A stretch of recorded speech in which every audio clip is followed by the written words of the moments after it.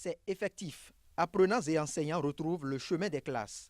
Réveil matinal, diverses leçons, exercices, interrogations et évaluations vont désormais meubler le quotidien des écoliers et élèves pour un objectif commun qu'est la réussite. Et pour l'atteindre, les élèves ont non seulement besoin de mieux assimiler les apprentissages, mais aussi et surtout d'un suivi rigoureux tant à l'école qu'à la maison. Quelques parents d'élèves témoignent ici de la portée des relations entre la maison et l'école. La première chose à faire, le contact avec l'école. Il faut déjà voir le maître ou les professeurs qui gardent les enfants.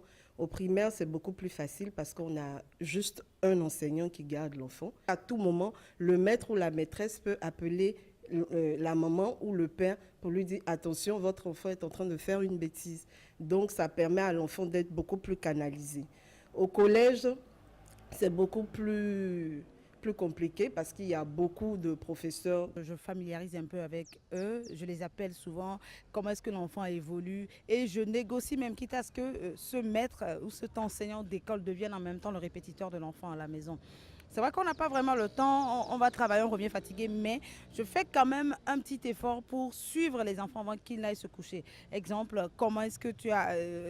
Est-ce que tu as compris la leçon du jour? Qu'est-ce que tu n'as pas compris? Qu'est-ce que le maître a dit aujourd'hui? Mais Justin Dongbahoundé, sociologue de l'éducation et inspecteur de l'enseignement primaire à la retraite, reste moins convaincu de la relation parent-enseignant.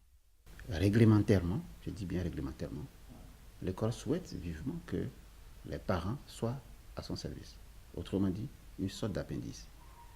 Puisque c'est l'école finalement qui s'est arrogé le droit de dire, bon, je donne une instruction, une éducation à vos enfants. Donc les parents deviennent un peu comme des appendices. Mais il y a temps, allez appeler vos parents.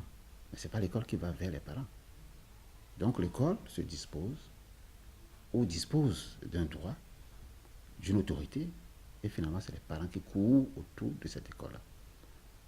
Quelle devrait être alors la relation entre la maison et l'école? Alors ce qu'on recommande souvent dans les règlements, c'est qu'il faut que les parents soient disponibles pour écouter les enseignants, fournir aux enseignants les renseignements dont ceux-ci ont besoin pour assurer l'instruction des enfants. Et il s'établit entre la famille et l'école ce qu'on appelle un carnet de correspondance.